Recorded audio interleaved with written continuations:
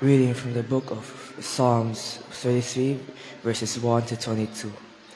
Rejoice in the Lord, O ye righteous, for praise is comely for the upright. Praise the Lord with harp. Sing unto him with the psaltery and an instrument of 10 strings. Sing unto him a new song. Play skillfully with a loud voice. For the word of the Lord is right, and all his works are done in truth. He loveth righteousness and judgment. The earth is full of the goodness of the Lord. By the word of the Lord were the heavens made, and all the host of them by the breath of his mouth. He gathereth the waters of the sea together as an heap. He layeth up the depth in storehouses. Let all the earth fear the Lord. Let all the inhabitants of the world stand in awe of him. For he spake, and it was done. He commanded, and it stood fast. The Lord bringeth the counsel of the heathen to naught.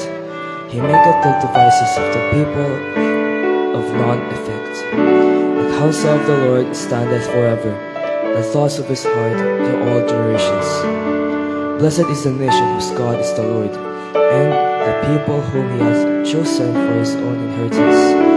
The Lord looketh from heaven, he beholdeth all the sons of men. From the place of his habitation he looketh upon all the inhabitants of the earth. He fashioneth their hearts alike, he considereth all their works. There is no king save by the multitude of their host. A mighty man is not delivered by much strength. An horse is a vain thing for safety, neither shall he deliver any by his great strength. Behold, the eye of the Lord is upon them that fear him, upon them that hope in his mercy, to deliver their soul from death, and to keep them alive from famine in the famine. Our soul waiteth for the Lord, he is our help and our shield. For our heart shall rejoice in him, because we have trusted in his holy name. Let thy mercy, O Lord, be upon us, according as we hope in thee. May the Lord bless us.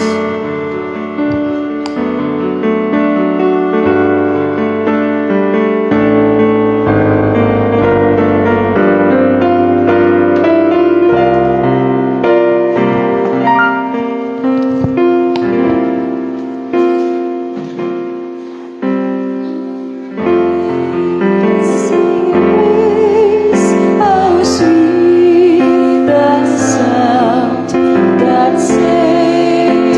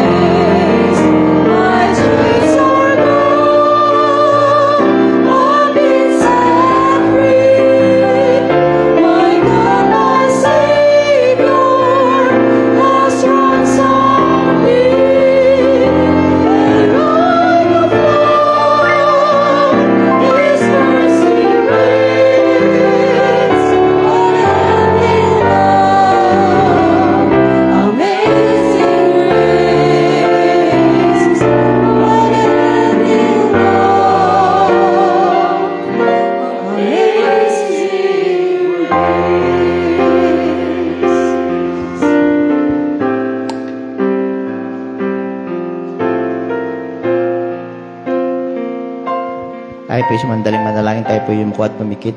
Dakilang Diyos naming Ama na mapagpala sa lahat. Salamat po, Panginoon, sa umagang ito at muli niyo po kami binalik sa inyong bahay sambahan, Panginoon, upang kami po ay magpuri sa inyong pangalan, Panginoon. Salamat po, Panginoon, sapagkat napakabuti niyo po sa amin, Panginoon. Salamat niyo po, Panginoon, sa mga biyayang pagpapala na ginagawa niyo po sa aming buhay, Panginoon. Dalangin ko po, Panginoon, nagabayan niyo po ang bawat isa na tatayo sa likod ng pulpito, Panginoon, ang mga ngaral ng inyong salita, Panginoon, maging sa makakarinig nito, Panginoon. Hinggan niyo po kami ng sapat na talino, Panginoon, upang maunawaan po namin ang inyong salita, Panginoon. Dalangin ko rin po, Panginoon, hawakan niyo po ang aming programa. Kayo po ang siyang umawak nito, Panginoon. Ayusin niyo po ang aming puso pagdating po sa paglilingkod namin sa inyo, Panginoon. Maraming salamat po, Panginoon, sa lahat po ng mga biyayang pagpapala na ginagawa niyo po sa aming buhay.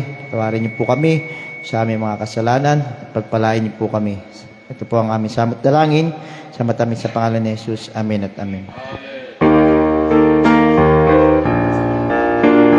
Amen. Magandang umaga po sa ating lahat. Tayo po ay mawit sa Panginoon. Love lifted me. Mawit po tayo ng buong puso at buong dala. I was sinking deep in sin, far from the peaceful shore. Very deeply sink within, sinking to rise no more. But the master of the sea heard my despairing cry. From the waters lifted me and saved. Sabay-sabay, chorus!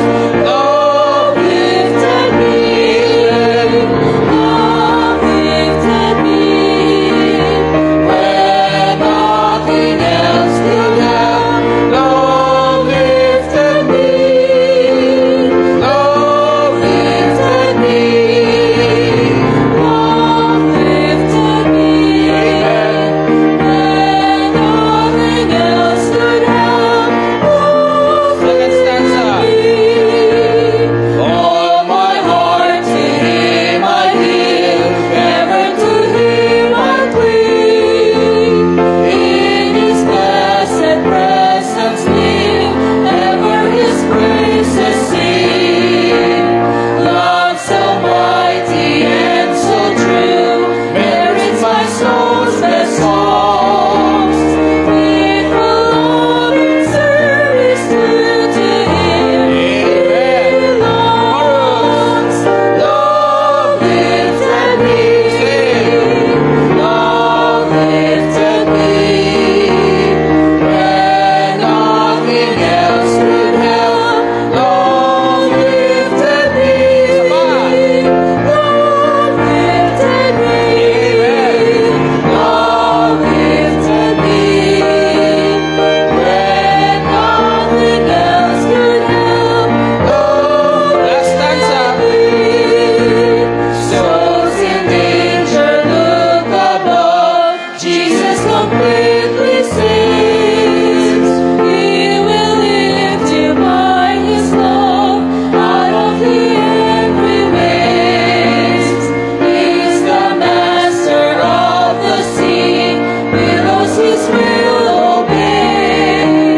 He, our Savior, wants to be His Savior. Praise the Lord. Last chorus. Sing.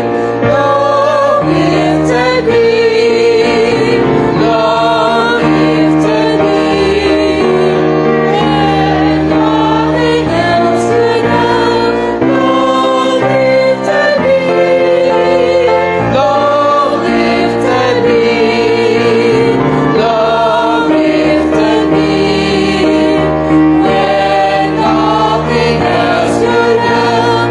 Love lifted me. I know, I believe, aawitin po natin. 5 stanza po ito. Umawit tayo sa Panginoon. I know that my God's one whose grace to me He hath made known, nor my unworthy. One, sing to the Lord. Sin, love redeemed me for His own.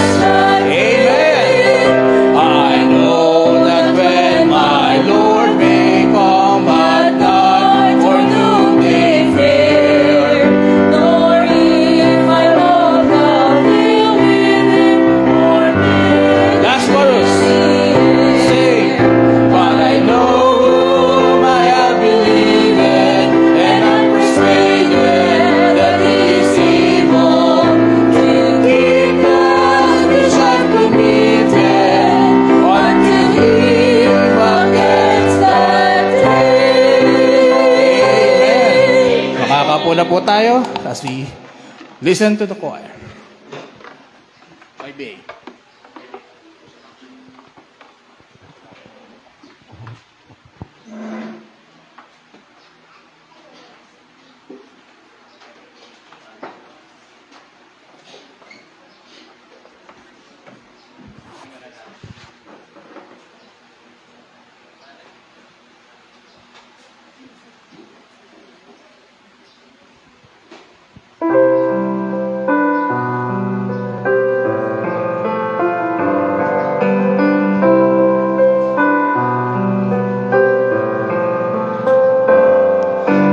Hoping, praying, waiting.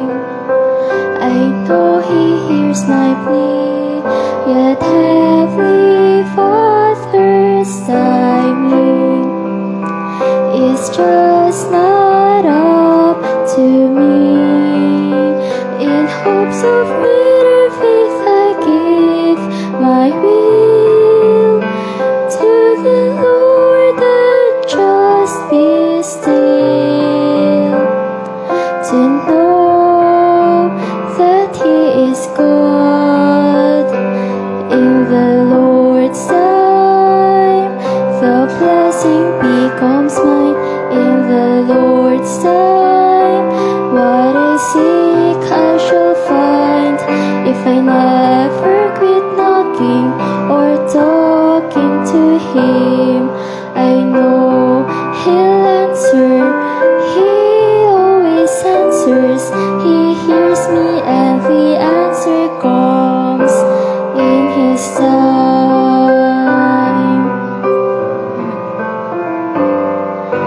All my heart I give Him, each day in fervent prayer.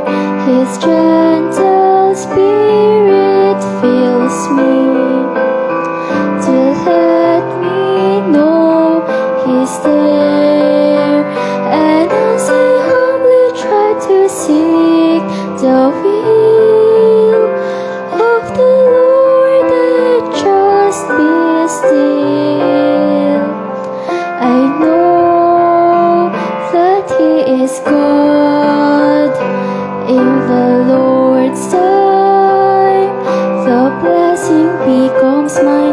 In the Lord's time, what I seek I shall find. If I never quit knocking or talking to Him, I know He'll answer. He always answers. He hears me and the answer comes in His time. He loves me so the answer comes in His time.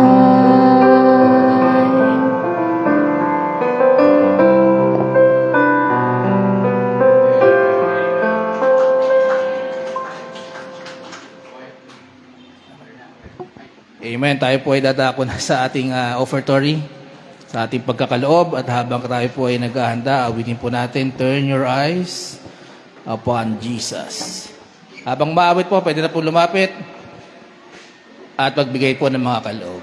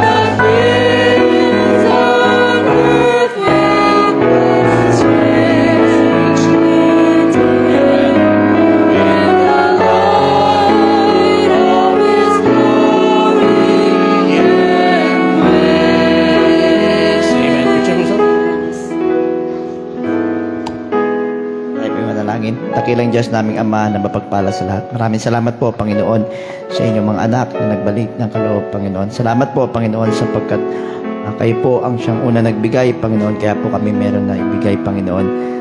Maraming salamat din po, Panginoon, sa mga biyay pagpapala na ginagawa niyo po sa aming buhay, Panginoon. Kayo na po ang siyang magbalik ng diglig, siksik, at umaapaw, Panginoon, sa mga inyong anak. Nagbalik ng kaloob, Panginoon.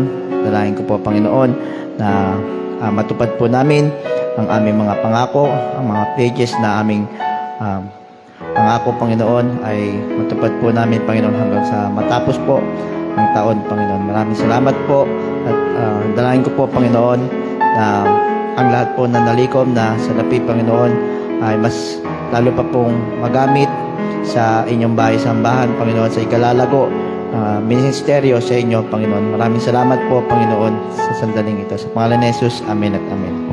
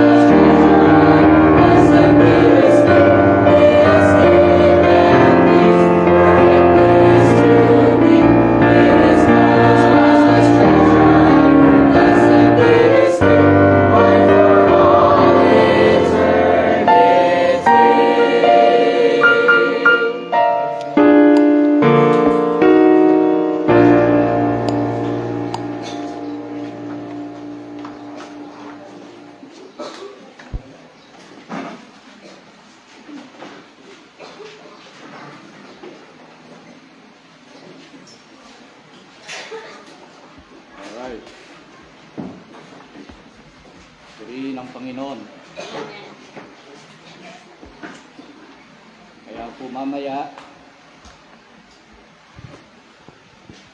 Kaya po mamaya, lahat po ng ating members o lahat po ng umaatin sa church, whether kayo po ay actively or inactively, ay magkakaroon po kayo ng magandang participation sa ating anniversary. Okay? Lahat po kakanta sa choir. Pastor, hindi ako kumakanta. Yun, pagkakataon mo nang kumanta sa Sunday. Pastor, hindi pa ako membro. Magpa-membro ka na. Okay? Hindi, ibig ko lang sabihin, Ma'am Sheila, tapos Ma'am Shirley nasa isip ko. Naalala ko si Ma'am Shirley. Ay lahat po, bago kayo umuwi, siguro yung pinakauna muna, Ma'am Sheila, lahat muna practicein. Then pagkatapos niyan, pwede nang para makapag-ministeryo kayo sa Sunday at mag-invite kayo ng inyong mga kaibigan na pwedeng makipag-celebrate sa atin, makiselebrate sa ating anniversary this coming Sunday. I hope na lahat ay makarating, no? Lahat ay makarating. Sapagkat kung merong unang pamilya, yung ating mga immediate family natin, ang pangalawang pamilya po natin ay ang church. I hope na nakikita nyong maigi yan na kung walang church, walang ganito, mga kapatid, malungkot ang buhay natin. Trabaho ka lang, eskwelahan ka lang, nasa bahay ka lang, and then you don't have the church family, dapat makita mo kung bakit ka nag-i-exist. Kaya po, napakahalaga po ng ating gathering every Sunday sapagkat talagang tayo po ay punong-puno ng pakikipagdigma sa sanlibutan, daming problema sa bahay, trabaho. And then, the only thing na makakita mong mapayapa ka ay pag ikaw ay pupunta sa gawain ng Panginoon. Alright? Sa ating mga nakakasama sa online, ay if you are part of this ministry, join us, come with us to celebrate. Sapagkat hindi po pwedeng laging nasa online lang. Kinakailangan talagang may, yung physical, yung sarili mo, nakikita mong nai-involve sa kapwa mo, mananampalataya. You're not isolated. Walang taong nabubuhay na naiisa lang siya. Hindi mo pwede. We are created social. Kailangan kita, kailangan mo ko. Yung bang marunong kang makisalamuha sa tao. Nadidevelop yun, mga kapatid. May mga taong mahiyain, pero pagdating sa church, nadidevelop yung ikaw. Yung mismong ikaw, nahihiya ka, dito matututunan mo yan. Hindi ka kumakanta, dito matututunan mo yan. Hindi ka umingiti, dito makakangiti ka. Kaya hindi mo pwedeng pagdating sa church, may mga hidwaan, may mga schism or animosity sa atin. Hindi po pwedeng ganun. Sapagkat may Diyos na nagtuturo sa atin na magmahalan tayo bilang magkakapatid sa Panginoon. Alright? I hope wala namang sumali sa inyo sa mga Halloween. At hindi tayo nakikiselebrate sa mga ganyang gawa ng dyablo. Meron pang mga trick or treat, talagang sabi ko nga, we celebrate Christianity, we celebrate the living God. We don't celebrate the dead. Hindi natin sineselebrate ang patay. Alam nyo, ang Pilipino, ang pinakamahusay pagdating sa kalikutan ng utak ng mga katatakutan. Alam nyo ba, Pilipino, magaling yan. Kaya meron tayong albularyo eh. Yeah? Mahilig tayo sa mga ganyan eh. Nag-iisa ka na nga lang, tinakot mo pa sarili mo. Di ba? Meron pa akong kilala eh, pagka napupunta sa ibang lugar eh, may nararamdaman daw siya eh. Meron daw umaalik. Mga kapatid, walang ganun. Dahil kung merong ganyan, ako mismo, dahil ako gusto kong makakita ng ganyan, wala nagpapakita mga kapatid. At ang mga, meron talagang, preacher, merong exorcism, meron talagang sinasaniban, kapag ka yun ay hindi pa nakakakilala sa Panginoon. Kaya walang Kristiyano pumupunta sa albularyo at nagpapatawas. Naku, may natapakan ka. Kinakailangan mo mag-alay ng ganito. Sino kumikita doon? Sila. Ikaw na mahirap na hirap. Mga kapatid, naniniwala tayo sa makapangyarihang Diyos. Alright? So, alisin na po natin yan. Yung mga pamahiin na yan, yung mga katatakutan na yan, at yung mga patay na muling nagpapakita, di po totoo yan. The devil can transform into light. Nagtatransform po yan. At hindi ang mga buhay na namatay, mga mahal natin sa buhay nagpaparamdam. Hindi po yan.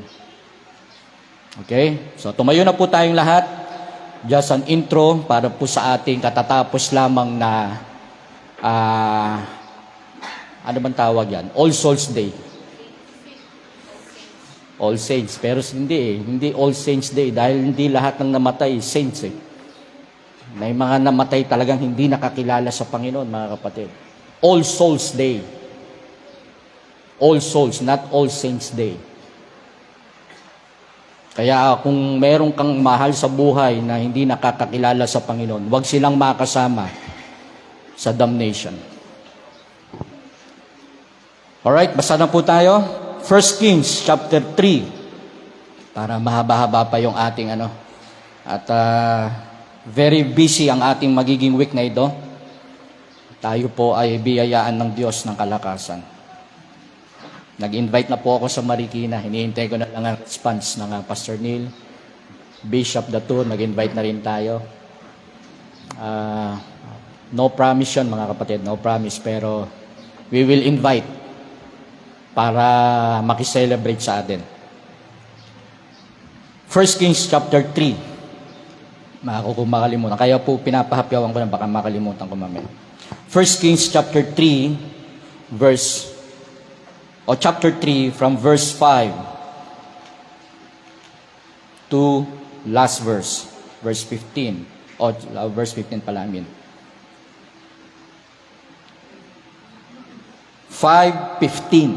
Basahin na po natin. Sabay-sabay na po tayo magbasa. Ready? 1 Kings chapter 3 from verse 5 to 15. Ready? Begin. In Gibeon, the Lord appeared to Solomon in a dream by night, and God said, Ask, what shall I give thee? And Solomon said, Thou hast showed unto thy servant David my father great mercy, according as he walked before thee in truth, and in righteousness, and in uprightness of heart with thee. And thou hast kept for him great kindness, that thou hast given him a son to sit on his throne, as it is this day. And now, Lord my God, thou hast made thy servant king instead of David my father. And I am but a little child, I know not how to go out or come in. And thy servant is in the midst of thy people which thou hast chosen, a great people that cannot be numbered nor counted for multitude. Give therefore thy servant an understanding heart to judge thy people, that I may discern between good and bad. For who is able to judge this so great a people? And the speech pleased the Lord, that Solomon had asked this thing. And God said unto him, Because thou hast asked this thing, and hast not asked for thyself long life, neither hast asked riches for thyself, nor hast asked the life of thine enemy, but hast asked thyself an understanding to discern judgment.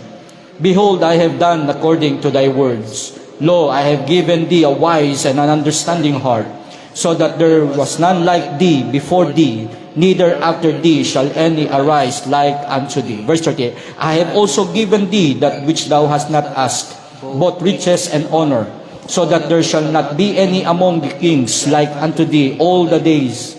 And if thou wilt walk ways to keep my statutes, commandments, as my father David did walk, then I will lengthen thy days. And Solomon awoke, and behold, it was a dream. And he came to Jerusalem, and stood before the ark of the covenant of the Lord, and offered a burnt offering, and offered a peace offering, and made a feast to all his servants. Panginoon, salamat po sa halimbawa ng isang taong ginamit po ninyo na walang naging katulad po niya. At ito po'y maging lesson sa amin. Kahit nangyari sa Panginoon sa Kanya, sa simpleng buhay namin, ay mangyari din po ang payak na kaalaman, ang payak na pagsunod upang tamuhin namin ang katagumpayan sa buhay. Panginoon, napakahirap na mabuhay ng wala kayo, na hindi namin alam ang gagawin, pero dahil andyan kayo, Panginoon, you will provide everything for us to understood everything. mag-exist, magwagi, magtagumpay kami sa lahat ng ito, Panginoon. I-bless nyo ang inyong lingkod, i-bless nyo po ang bawat isa. Ito po ay aking hiling at panalangin sa ngalan ni Jesus. Amen at amen. Makakaupo na po tayo. Sa Proverbs chapter 1, the Proverbs of Solomon, the son of David, king of Israel. So ang ating topic po, the life of Solomon. Pangalan niya ng isa kong anak yan, ano? Elisha Solomon. Now, dito po sa ating binasa, again, magandang umaga po sa inyong lahat. Kamusta na po? Okay na po kayo? Ready na, ha? At yung mga kids natin, naririnig nyo boses ko? Naririnig, ha? Hanggang sa likod. At huwag masayang ang salita ng Panginoon. Ang background po nito, ang background ng ating binasa sa buhay ni Solomon, meron siyang isang kapatid pero namatay. At merong kaparusahang tinanggap ang kanyang tatay na si David dahil kay Bathsheba. Ano po? Kung yan po ay babalikan natin, bibigay ko na lang po yung short story nito sa 2 Samuel chapter 11 and 12. Doon nyo po makikita kung paano pinarusahan ng Panginoon at na ginawa niyang asawa na may asawa na, at para maging asawa niya, yung si Bathsheba ay pinapatay niya. Nilagay niya sa front row ng digmaan si Uriah. At syempre, sa digmaan, kung sino yung nauna, siya yung unang mamamatay. At ganun ang ginawa ni David. Now mga kapatid, iyon ay naganap nung si David ay natapos na sa kanyang trabaho at wala na siyang ginagawa sa Panginoon. Nakatanaw na lang ang kanyang mata sa malayo. Mga kapatid, delikado po yun. Pagka ikaw ay wala nang ginagawa at nakatanaw, mga kapatid, dyan pumapasok ang dyablo. Alam niyo po ba yun? Pag may nakikita kang ganyan, tapos iisipin mo, at walang gabay ng salita ng Panginoon, mga kapatid, gagana ang pagkatao mo na mag-isip ng kung ano-ano. Kaya kung ikaw ay busy sa Panginoon, walang dyablo o walang puwang si dyablo na pumasok para ligligin ka. Ganyan po nangyari kay David. Kaya naisip niya, naku, si Bathsheba, ang ganda. Okay to, ha? Mga kapatid, nagkaroon siya ng desire, the lust of the eye, the lust of the flesh, and the pride of life. Nakita niya si Bathsheba. Maganda kasi si Bathsheba, mga kapatid. May Bathsheba ba rito? Hindi ako Bathsheba, pastor, pero maganda ako eh. Wow! Now, mga kapatid, makikita natin na yung kanyang kapatid, dahil sa kasalanan ni David, mga kapatid, nung magbuntis si Bathsheba, God struck the child. Kinuha ng Panginoon. Nag-ayuno si David, nag-ayuno siya, baka sakaling mabuhay. Pero mga kapatid, hindi nabuhay. Namatay ang bata. Ang sabi ng Panginoon, ginamit si Nathan, nagbigay siya ng halimbawa, merong narito, parable yung binanggit niya, kaisa-isa na lang yung kanyang alaga na baka, kinuha pa. Nag-iisa na lang yon, kinuha lang. Ang sabi ni David, kinakailangan mamatay nung taong yun. Kung yung nag-iisa na lang na baka na yun, ang kinuha pa, pinagnanasaan pa, dapat mamatay yun. Sino yun? Ang sabi ni David. Ang sabi ni Nathan, ikaw yun. Huwag ka na magturod, David. Sabi ni Nathan sa kanya, ikaw yun. Mga kapatid, para siyang binuhusan ng malamig na tubig. Nagsisi siya sa Panginoon at hinarap niya yung kanyang kaparusahan. Talagang naghumingi siya ng repentance. And then, yon mga kapatid.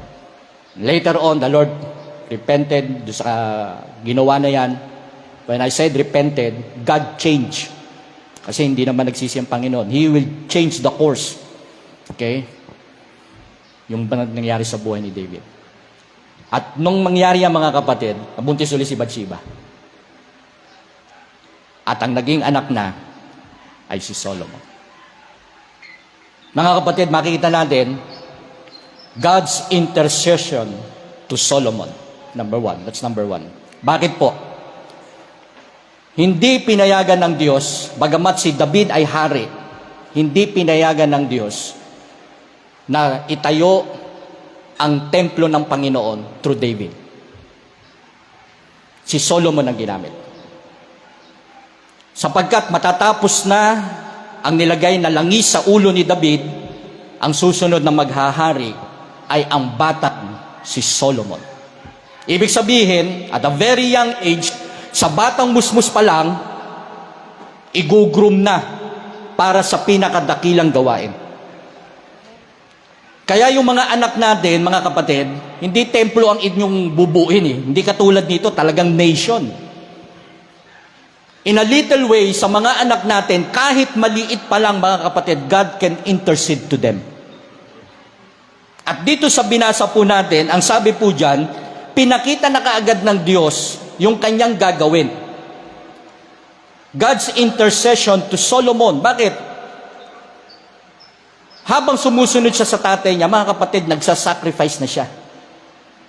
Wala pang templo, pero pumupunta sila sa mga matataas na dako. Bago dyan sa chapter 5, verse 5 na yan, mga kapatid, pag binasa ninyo na talagang sumusunod siya sa tatay niya, at kung nasa inyo mataas na dako, doon sila nag-aalay para sa Panginoon. Ang sabi po dyan, Solomon loved the Lord, walking in the statutes of David. Verse 3, yan dun po sa kabanatang yan. His father, only his sacrifice and burnt incense in high places. And the king went to Gibeon to sacrifice there, for that he was a great high place. 1,000 burnt offering did Solomon offer upon that altar. Mga kapatid, hindi isa lang ang binilalagay sa altar. Imagine ninyo kung gaano kadami to, thousands.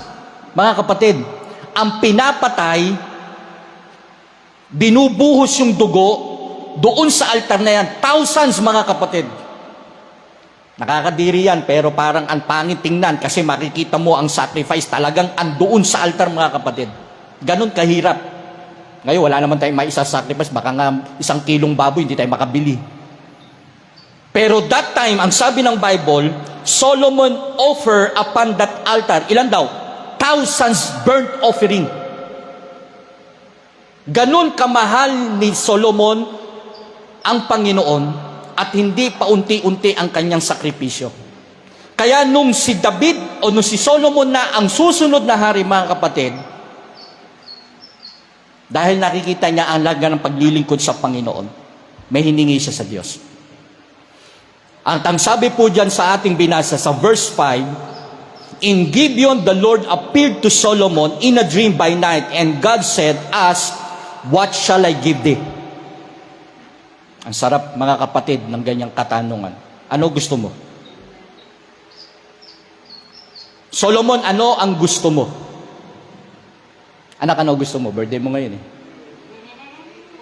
Ang sabi niya sa akin, Dad, potling na lang. Alam niyo yung potling, mga anak? May karinderya kasi doon sa amin. Karinderya lang yon. Pag kumain kami doon, areglado na. May soft drinks, may mais konyelo, may banana konyelo. Sari-saring ulam na yon, lampot. Turo na lang sila ng turo, tag-iisa kami doon. Siguro, gagastos kami mga nasa 500 lang. Pag uwi namin, pagkatapos namin, busog na busog kami, mga kapatid. Sabi niya, potling na. Anak, potling nga, sabi mo ha? Ah, hindi totoo ba yun? Ba't parang nagbago yata yung sinabi? Nag-celebrate naman na yan eh, kagabi. Pauwi na kami, tagyaya pa yung mga pinsan yan eh. Tinanong ka ba, Milka, birthday mo, ano gusto mo? Tinanong ka ba ganun? O pagdating yata doon, mukhang nagkanya-kanya rin kayo ng gastos. Now mga kapatid, napakasarap na tanong. Nika, ano gusto mo? iPhone 14. Mami Je, ano gusto mo? Tanungin nyo sarili nyo. Ito gusto ko, Panginoon. Tatanungin ka ng Panginoon, ano ang gusto mo? And God intercede doon sa pangangailangan ni Solomon. Mga kapatid, lahat po tayo may mga pangangailangan. Many wants. Wants ang marami natin. Marami tayong needs pala, I mean. Ano gusto mo? Ako may gusto ko eh. Pero may particular kang kailangan sa buhay mo. At dito nakita natin, bago pa sa tanungin ng Panginoon, ang desire niya na maglingkod sa Panginoon. Kita natin, binasa natin. Wala pang templo. Pumupunta lang sila sa matataas na dako kung saan sila pwedeng mag-alay para sa Diyos. Mga kapatid, hindi natin ginagawa yan. Naghahanap tayo ng bundok na mataas at sama-sama tayo doon at aakyatin natin yon. May kanya-kanya tayong hain. Mga kapatid, ang hirap noon ng mga panahong ito. Ang iaalay mo sa Panginoon ay hindi kung ano lang yung natira. You got the point, mga kapatid? Hindi ka maghahanap o kung ano lang yung sobra. Mga kapatid, talagang ang pag-o-offering sa Panginoon, lalo kung yan ay peace offering, sacrificial offering, mga kapatid, sin offering, maraming offering sa Bible eh. Hindi po pwede na may sakit. Samantalang sa panahon natin ngayon, hirap na hirap ang tao yung maglingkod na lang. Tinanggap niya na ang biyaya ng kaligtasan, ang turo ng Panginoon, pero yung sarili niya, hindi katulad sa Old Testament, mga kapatid, hindi talaga basta-basta ganun-ganun lang. You see the difference, mga kapatid? Hindi ba tayo mapalad sa panahon natin na ngayon ay puro biyaya, habag, awa ng Diyos ang paglilingkod natin sa Diyos? Habang tayo ay tinatamad, habang tayo ay mamaktol, habang tayo ay nagkukuyakoy, habang marami tayong gusto. Nakakahiya, mga kapatid. Ako, nahihiya ako sa Panginoon. Habang relax na relax tayo, pagdating sa trabaho, nagmamadali tayo, pag sa eskwelahan, talaga nagsusunog tayo ng kilay natin, pag sa pamilya natin, buhos lakas tayo. Pero pagdating sa Panginoon, nagdadalawang isip ba ako kung pupunta o hindi? Mga kapatid, we see yung leading, yung serving at yung sacrifices na ginawa ni Solomon. Kaya nga po dito biglang pumasok dahil takot siya sa Panginoon. When it comes to fear of the Lord, mga kapatid, hindi ito yung nanginginig ka. Na kapag nakita mo na may nakakatakot o nakakita ka ng authority, nakakita ka ng pulis, yung bang nagtetremble ka. Mga kapatid, hindi ganun ang ibig sabihin. The fear of the Lord is the beginning of wisdom, but rather the fear of the Lord, you have the reverence sa Diyos. Yung reverence mo, yung pagpapakumbaba mo, Diyos to kailangan ko tong katakutan at sambahin sa Espiritu at katotohanan. Mga kapatid, marami ng tao ang hindi takot sa Panginoon, kaya walang wisdom. The fear of the Lord is the beginning of knowledge, but fools despise wisdom and instruction. Mga kapatid, ang sarap mag-intercede ang Panginoon sa atin. And God will ask you, anak, ano kailangan mo? Kasi nakita ng Diyos, before that, inuuna mo siya. Kaya napakasarap, mga kapatid, na dahil inuuna mo ang Diyos, minsan hindi mo na nga hinihingi binibigay na ng Diyos. Maayos ang pamilya mo, may trabaho ka, hindi ka na i-expel, na-promote ka pa. Nakikita mo mga anak mo, walang sakit. Pero mga anak, yung mga anak natin, sumagot kayo. Mga anak, okay tayo? Ang hirap pa sagutin ng mga anak. Mga anak, andyan ba kayo? Mapalad kayo kung kasama nyo naglilingkod ng mga magulang nyo. Mapalad kayo. Ayan, katulad yan, may nagikab na. Kaya ikaw na magulang, kung meron ka din namang anak, mapalad ka kung sama-sama kayo naglilingkod sa Panginoon. Sasabihin ko na, mapalad ako na kasama ko ang pamilya kong naglilingkod sa Panginoon. Hindi man kami pare-pareho. Ngayon habang lumalaki na yan, mga anak, habang lumalaki na kayo, nagkakaroon na kayo ng mga prinsipyo sa buhay, nagkakaroon na kayo ng mga konting, alam niyo na, mga decision. Yung mga anak niyo, hintayin niyo lumaki yan. Pero, mga kapatid, itulak niyo lang ng itulak yan sa Panginoon. Darating ang panahon, makikita niyo ang bunga. Makikita niyo ang blessing ng Panginoon kapag yan ay nadala niyo sa Diyos. Not only God's intercession to Solomon, Solomon's inability to lead. Makikita po natin yan. Yung kanyang hindi kaya. Bilang tao, he is powerless. Human, siya ay mahina. Very unfit and limited. Kaya siya lumapit sa Panginoon. Binanggit niya, mga kapatid, nabasa niyo po ba? And Solomon said, Thou hast showed unto thy servant David my father great mercy. Mga Panginoon, baka pwedeng ganun din ako. according as he walked before thee in truth, verse 6, and in uprightness of heart with thee. Thou hast kept for him great kindness, that thou hast given him a son to sit on his throne as it is this day. And now, O Lord my God, thou hast made thy servant king instead of David. Ang sinasabi lang dito, patapos na yung tatay ko, ako na susunod.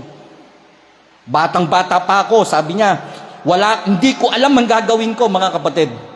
Ang sarap naman makita, no, na talagang inaamin mo sa sarili mo. That's his wisdom, mga kapatid. Hindi yung taong pasok ka ng pasok pagdating doon, ay, ganito pala. Mahirap yung ganon. Ay, ayoko na, ganito pala buhay asawa. Naku po, nag-aas ako ng trabaho sa Panginoon nung binigyan ako ng trabaho ng pagganito pala kung sino uunahin ko. Mga kapatid, nakita natin, iniisa ni David kung papaanong blines ng Panginoon si David. Bagamat siya'y nagkamali, hindi siya perpektong hari. Pero kinahabagan siya. Pinili pa rin si David.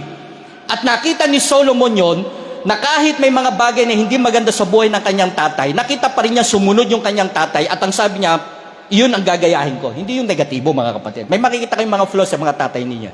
Tama? May mga kahinaan tayo eh. Hindi naman namin sinasabi na iyon ang imitate nyo. Kundi may mga bagay kaming ginawa tama para sa inyo, wag naman yung negatibo na. And that is wisdom, mga kapatid. Pag yun ay nakita ninyo. Hindi para pag nakita nyo yung tatay nyo, gumawa ng mali. Ang daming ginawa sa isang pagkakamali, sinumpa nyo na ang tatay nyo. Wag naman ganon. Lagi pa rin nananaig ang compassion, ang pagmamahal, sapagkat love covereth kung ano yung kasalanan. But, mga kapatid, dahil dito, yung kanyang inability to lead, inamin niya sa kanyang sarili, hindi ko kakayanin. Kaya ba natin sabihin yan? Kaya pagka alam mo yan, hindi mo papasukin basta-basta. Kapag alam mo, malalagay ka sa dulo ng panganib, hindi mo agad gagawin. Mag-aas ka ng wisdom. Kaya sinabi niya rito, hindi ko kaya. Ang ibig sabihin ng pumasok at lumabas sa palasyo, nandito ko sa harapan ng mga tao mararami, mahuhusay, Panginoon, tao mo to. Mga kapatid, ano pong sabi niya rito? Kaya pag walang wisdom, mga kapatid, papasukin ito agad ni Solomon. Dahil doon sa mga sumusunod na mga naging hari, mga kapatid, hinihintay pa nilang mamatay yung hari. Sa ibang nasyon, minsan nilalason pa ang tatay para sila ang sumunod na hari. Ang hirap naman nun, lalasunin mo yung tatay mo para lang mapasayo yung kayamanan. Kung ang kayamanan niya puro utang, dilagot ka ngayon. Dami pala niyang home credit. Ang dami niya palang credit card. Gusto mo lang matigok ang tatay mo.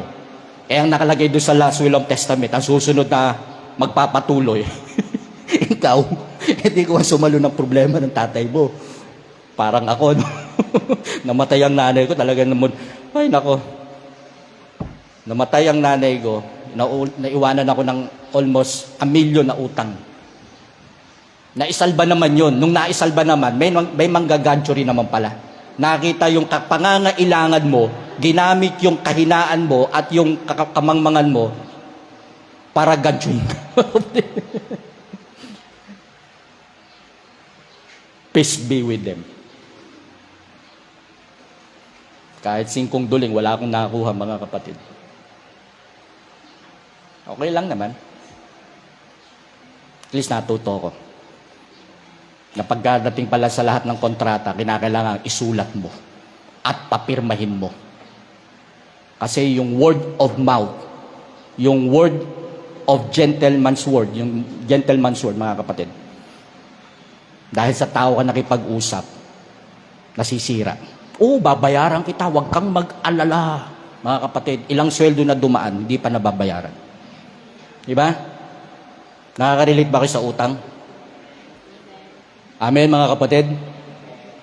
Kasi ang tao, mga kapatid, alam nyo, tendency, pag walang wisdom, mapag-amang. Pag walang wisdom.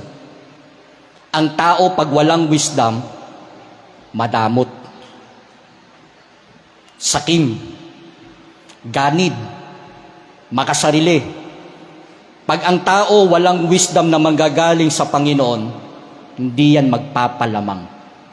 Tao, Tao sa tao. ingatero. Bakit? Kasi walang wisdom eh. Iyon ang hiningi ni Solomon. Panginoon, tulungan mo ko. Solomon identify the very need. That's number 3. Inamin niya yung kanyang kapasidad. Siya ay powerless, weak, unfit, and limited. And Solomon identified the very need. Yung talagang kailangan niya. Mga kapatid, pag tinanong ka ng Panginoon, ano gusto mo? Kaya mo bang i-identify particular kung ano yung need mo sa buhay? Kaya mo? 2 beses ako nag-blow ng candle eh. Ang lumabas sa bibig ko, hindi ko alam, parang may katuwa lang sa puso ko na nagkaroon ako ng cake ng birthday ko. Anong sabi ko dito? Sana lahat kayo ay katuwa lang yan, katuwa lang. Hindi nyo alam na binanggit ko nga yung wish ko eh, maging milyonaryo. Oh. Bilang tao yun ang ano ko. Pwede ko isipin na sana maging milyonaryo ako eh. Tapos nag-blow ulit ako ng candle, mga kapatid. Nakita ko yung contest. Naku, sabi ko, sarap naman ng candle. Yun uli ang parang yun uli ang naging wish ko. Sana maging milyonaryo. Hindi ako. Kayo.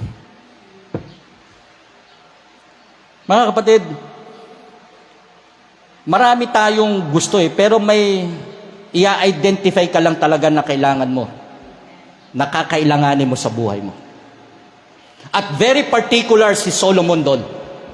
At binanggit po din niya sa verse 9, ang sabi niya, "Give therefore thy servant an understanding heart to judge thy people, that I may discern between good and bad."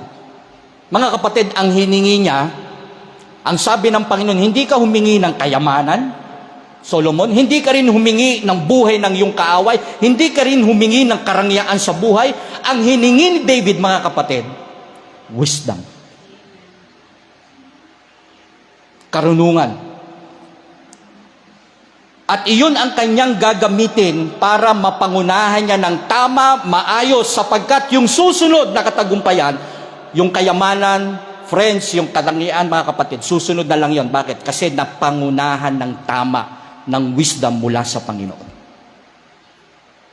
Mga kapatid, nakikinig pa ba kayo? Nakikinig pa ba kayo? Dinidiin ko to, mga kapatid, sapagkat kailangan ko ito, kailangan ng church natin ito, kailangan nyo ito, pagkatapos ng church, maging tama ang lahat ng gagawin nyo sa buhay. Kaya may mga palpak may mga iniiyak tayo kasi may mga bagay na parang nagkamali tayo kahapon. May mga ginawa tayong hakbang na hindi naging tama. But this time, mga kapatid, paglabas natin mamaya, makita na natin yung bunga ng buhay natin. Hindi nga tayo nasa lugar na nga tayo, mga kapatid, ng talagang sasabihin natin, ibang klase ang tao Nasa lugar na tayo ng ganun. Hindi nga maayos hindi nga maganda Tapos sasabay pa tayo. Diba, nalulungkot nga ako Nagiging testimony ko sa inyo, mga kapatid Bumubisita ako Kapatid natin sa Panginoon, makikita mo, dumadaan ang nakahubad. Puro tato, nag-aabutan sa harapan mo.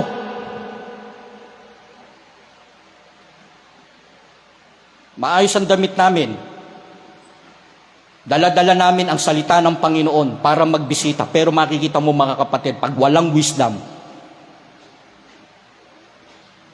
para iangat ng buhay ng Panginoon, ng buhay, maalis ka na diyan. Maalis na tayo diyan. Hindi lang isa Dalawa Tatlo Nakahubad yan, mga kapatid Kung andyan ang asawa ko, nandyan ang anak ko, hindi ko maa-attend, mga kapatid.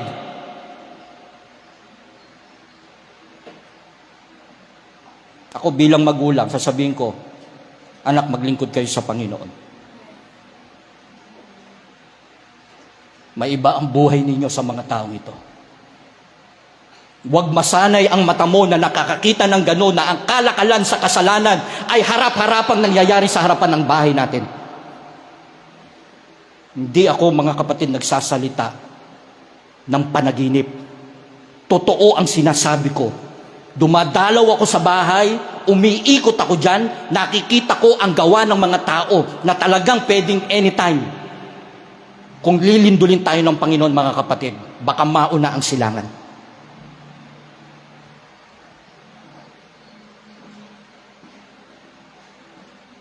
Turo ka ng bata eh.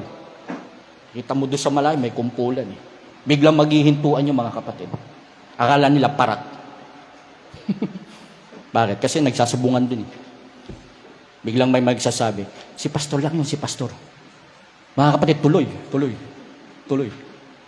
Ako naman dadaan. Habang namimigay. Totoo yung mga kapatid. At yung kinukwento ko na yan, makinig kayo, nagiging normal na yan sa mga mata ninyo.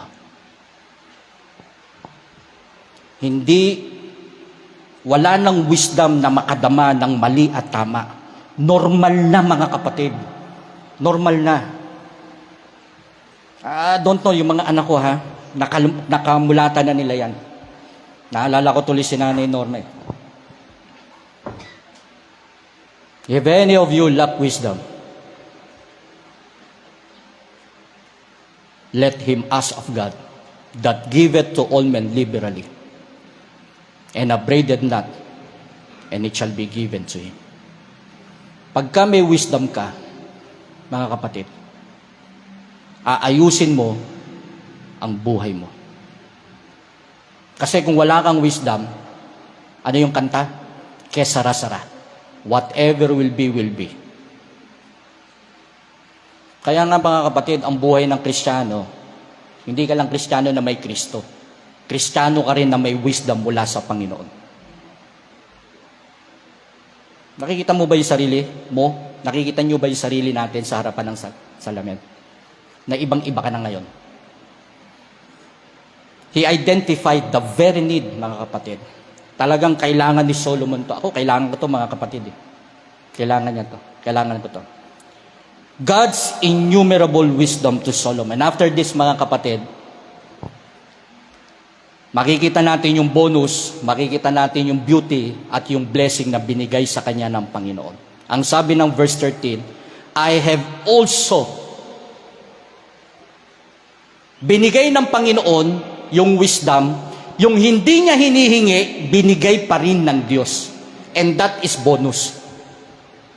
Kaya may hinihingi ka sa Panginoon, alam ng Panginoon yung marami mong wants, yung needs mo sa buhay mo, sa bahay mo, alam ng Panginoon yon.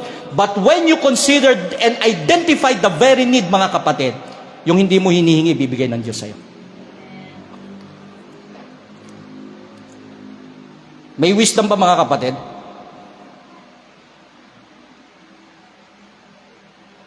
O biglang gumano yung isip ninyo at hindi nyo makontrol. Emosyon. Alam nyo, doon sa James chapter 3 verse 13, may binanggit doon na earthly wisdom. Who is a wise man and endued with knowledge among you, let him show out of a good conversation his work with meekness of wisdom. James chapter 3 verse 13. But if ye have bitter envying and strife in your hearts, glory not and lie not against the truth. Verse 15, this wisdom descended not from above, but is earthly, sensual, devilish. Yun, binanggit na kung anong klaseng wisdom meron sa mundo. Identify nyo kung nasan dyan yung wisdom na meron kayo. But wisdom, verse 16, for where envying and strife is, there is confusion, and every evil work.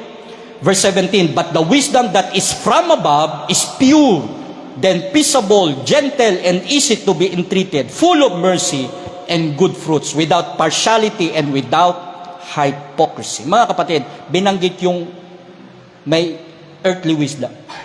Yung earthly wisdom, this is a more of instinct. When I said earthly wisdom, instinct, ito na po yung automatic. Ang isang bata, paglabas, ano hanapin yan? Gatas ng nanay. Kahit nakapikit yan, basta idinikit na ng nanay yung kanyang anak sa kanyang dibdib, alam niya, kailangan niya ng gatas. That's instinct. That is earthly wisdom. Ang mga magulang, yung mga anak natin, lalaki yan. Automatic, alam na nila ang kanilang mga magulang. That's instinct. Hindi mo na sa, uy, ako nanay mo. Tuwing umaga sasabihin mo, ako nanay mo. Hindi po. Automatic. Alam na nila. Earthly wisdom. Pag nauhaw ka, automatic, may instinct ka. Kailangan mo uminom. Pag kumalaman tiyan mo, kailangan mo nang kumain. Pag dinikta na ng utak mo, magpapahinga ka na. That's earthly wisdom. Meron tinatawag na intellect wisdom, yung binanggit kanina. More of theories, principle. Kinakailangan mo i-earn, kinakailangan mo mag-aral para magkaroon ka ng intellect. Kaya meron tayong preschool, kindergarten, meron tayong grade school, may high school tayo, tinaasan pa, naglagyan pa ng 11 and 12. Pagkatapos yan, hindi natatapos dun, mga kapatid. You have to, kailangan kang mag-aral. Binanggit din doon, sa binasa po natin, merong devilish wisdom. Devilish, diablo na karunungan. Yung binanggit ko kanina, pag walang wisdom, manggagancho ka. Utang ka ng utang. Hindi mo lang pala kaya magbayad. Okay? At si Satan, ang author po niyan, yung klase ng wisdom na yan, yan ang naglalagay ng negative thoughts sa atin.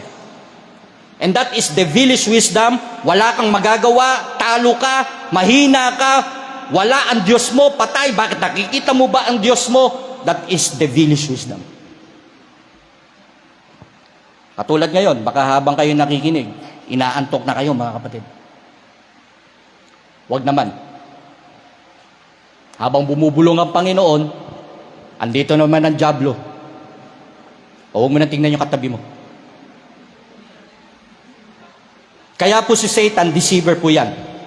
He divides and he destroys. For where envying and strife is, there is confusion and every evil word. Ito yung isang klase. Hindi earthly wisdom, hindi intellect wisdom, hindi devilish wisdom. Yung isang bagay dito, wisdom from above. And that is God's wisdom. Dito po, makikita natin na sa kanyang wisdom, mga kapatid, ang wisdom ng tao, talino lang pero walang bunga. Walang pruweba. Pero ang wisdom na mula sa Panginoon, nagbibigay ng pruweba. Sa kanyang karunungan, mga kapatid, nagmamanifold at lumalabas ang katibayan ng kanyang karunungan at pagmamahal sa atin. Kaya pag meron kang wisdom, mga kapatid, magbubunga yan ng tama at maayos na pamumuhay. Because wisdom, ang sabi po rito, O Lord, how manifold are thy works. In wisdom thou hast made them all. The earth is full of thy riches. Why? Because of wisdom. Hindi katulad ng wisdom dito sa lupa, mga kapatid. Minsan kwento lang. Minsan teorya lang. Minsan puro prinsipyo lang. Pero ang wisdom ng Panginoon, mga kapatid, nagpuproduce ng tangible na blessing. Kaya pag meron kanyan, mga kapatid, I doubt it. Pag talagang mahusay at magaling ang paggamit mo ng karunungan ng Panginoon, nagbubunga ng tama. Kaya yung trabaho mo, na sinabi mong wisdom yan, hiningi mo sa Panginoon, tapos hindi nagbunga ng tamang paglilingkod, mga kapatid, hindi wisdom from above yan. Now, mga kapatid, nilikha ng Panginoon ang lupa sa pamamagitan ng karunungan. Itinatag niya ang langit sa pamamagitan ng kaunawaan. Therefore, mga kapatid, God's wisdom has tangible fruits. Kaya kapag ka nakikita mo may blessing ka, wisdom ng Panginoon yan. Bakit? Kasi nagagamit mo ng tama ang karunungan ng Diyos. Pero kung may wisdom ang Panginoon sa iyo at hindi ka nagagamit, hindi wisdom from above yan. More of flesh. Sa pamamagitan, katulad ng binasa kanina ni Kuya Shem. Tama? Sa pamamagitan ng salita ng Panginoon ay nangyari ang mga langit. At ang lahat ng natatanaw roon sa pamamagitan ng hininga ng kanyang mga bibig. Kaya nga po naging innumerable wisdom, mga kapatid. Tumalun tayo sa chapter 4 kung papaano ito dumami. Mga kapatid, konting pagtitiis na lang. naging innumerable ang wisdom na ito. Ang sabi ng verse 29, chapter 4 ng 1 Kings, and God gave Solomon wisdom and understanding, exceeding much and largeness of heart, even as the sand that is on the seashore. Mga kapatid, kung gaano karami daw yung buhangin, yung butil ng buhangin ay ganun karami ang wisdom ni Solomon. Tignan nyo po At ang sabi diyan, and Solomon's wisdom excelled the wisdom of all the children of the east country and all the wisdom of Egypt. He was wiser than all men, than Ethan and the Azarite, and Heman and Chalcol, and Darda the son of Mahol, and his fame was in all nations round about. And he spake 3,000 proverbs, and his songs were 1,005. He spake of trees from the cedar tree that is in Lebanon, even unto hyssop that springeth out of the wall. He spake also of the beast and of fowl, and of creeping things, and of fishes. And there came all the people to hear the wisdom of Solomon from all the kings of the earth, which had heard of his wisdom. Mga kapatid, kaya ang palad natin, if you have the book, kaya meron po tayong Book of Psalm o Book of Proverbs, na hindi ka na maliligaw, hindi ka na magkakamali kung talagang susundin mo ito. And God's instruction to Solomon, if thou wilt only, sabi niya, if thou wilt walk in my ways and keep my statutes and my commandments. At nabasa po natin doon, sabi ng Panginoon, kapag sinunod mo ito, hahaba ang buhay mo. Mga kapatid, ang instruction lang ng Panginoon, kung iingatan mo sa iyong puso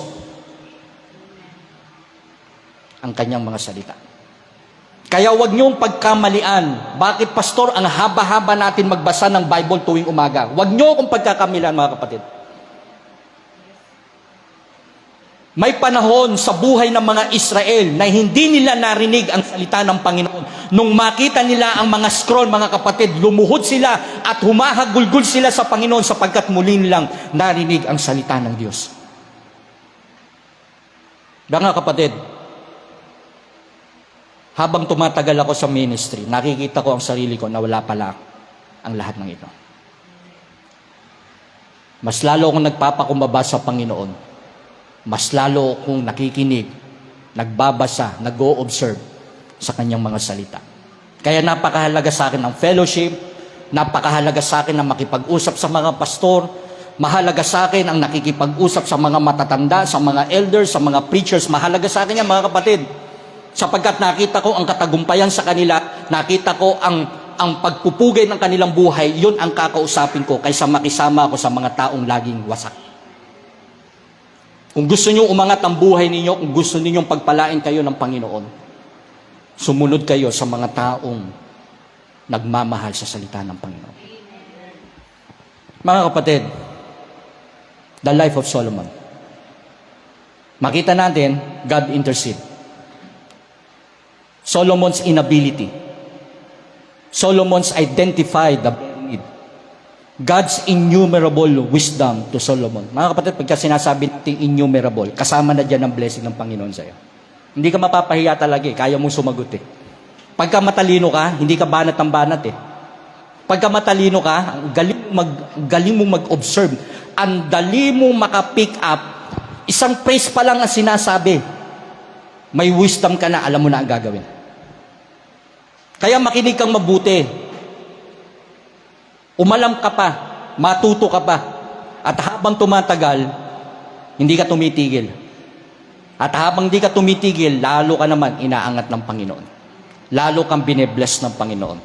Kaya ang sabi ng Panginoon, God's instruction to Solomon, depart not from the Word of God. Delight yourself in God's Word. Desire it every day and dedicate yourself from God's Word. Mga kapatid, I intently make my message long. Kasi kailangan ko to. Kailangan mo to. Sa Sunday, November 9 na, anniversary na natin, gusto natin maging kahit papano tong week na ito, matagumpay tayo. Hindi yung lumipas na naman tong linggo na ito, nakipagbuno ka na naman, di ba? Ang hirap ng isang linggo.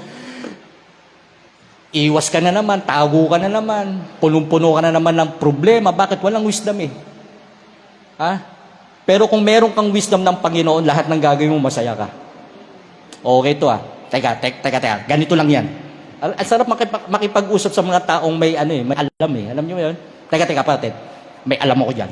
Tutulungan kita. Teka. Yung ikaw na mismo ha, pagka may ganyan ka mga kapatid, naku, sabihin ko sa inyo, yung 50 na mukha mo dapat ano lang yan eh, 30 lang yan. O kaya 20 lang eh. Hindi eh.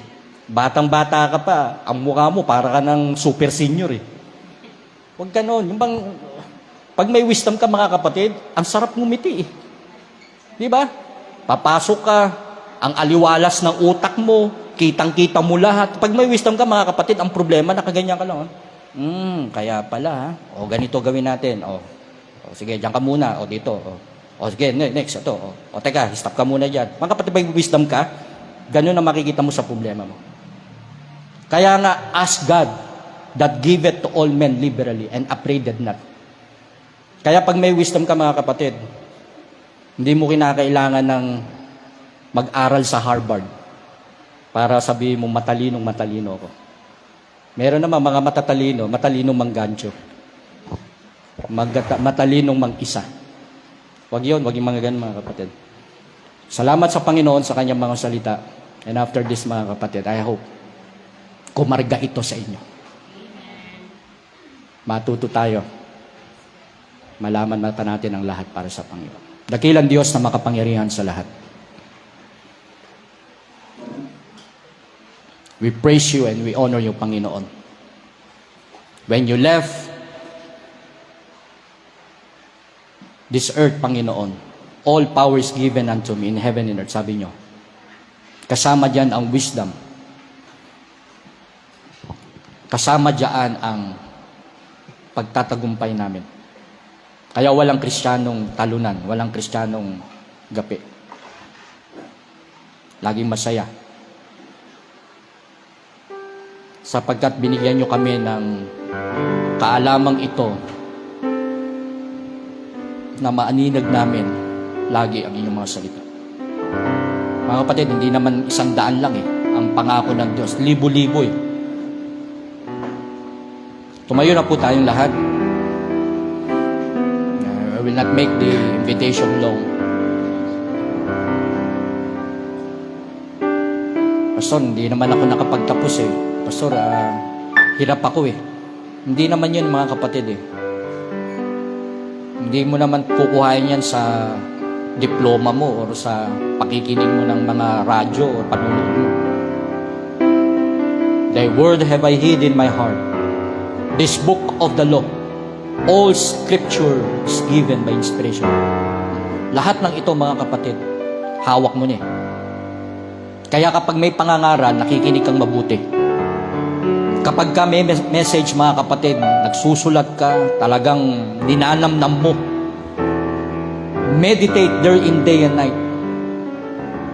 Sapagkat kailangan mo talaga ng wisdom, paano hahawakan ng pamilya mo, personal na buhay mo, sa damdamin mo, negosyo, pag-aaral. You need wisdom every day. You can come, sabi mo, Panginoon, I need you. Please always reveal yourself to me. Alisin niyo, Panginoon, ang mga bagay na madumi sa puso ko, sa aking kaisipan, para buong-buo kong makuha ang lahat ng ito. Hindi man lahat, probably, pero at least may kumislap na liwanag. At doon sa pagkislap na yun, doon magsisimula. Pero kung sa una pa lang, negatibo ka na, don't expect. Ang buhay ay lalong nagiging mabigat. Hingin mo ito, kapatid. Kaya ano man ang gagawin sa church, ano man ang magiging programa natin sa church, hindi ka magiging negatibo. Sasang-ayon ka dahil alam mong para sa Panginoon ang lahat. Gagawin mo para sa Panginoon kahit nasa labas ka. Iiwasan mo dahil alam mo na bigyan ka ng karunungan, na may kaparusahan kapag pinatuloy, may blessing kapag ka sumunod ka sa Panginoon. Panginoon, marami pong salamat. Pagpalain niyo po kami. Ang hirap dakilan, Diyos, ng buhay namin kung wala po kayo. Lalo na dakilan, Diyos, sa kalalagayan po namin. Tulungan niyo po kami na maging matalino, na nagmumula sa inyo, na ma-discern namin ang tama at mali. At ang katalinuhang ito ay magdulot lagi ng pagpapakumbaba, lalo ng paglilingkod namin sa inyo. Maraming salamat po sa inyong mga anak na nagsilapit. Ito po'y aking hiling at panalangin sa ngalan ng aming Panginoong Hesus. Amen.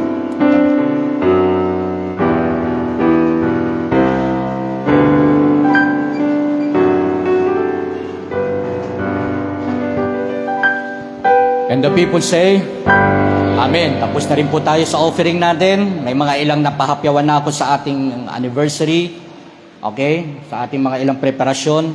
But this time mga kapatid, ang announcement po lang po natin ay within the week, ipag-pray po natin na maging maayos ang ating panahon.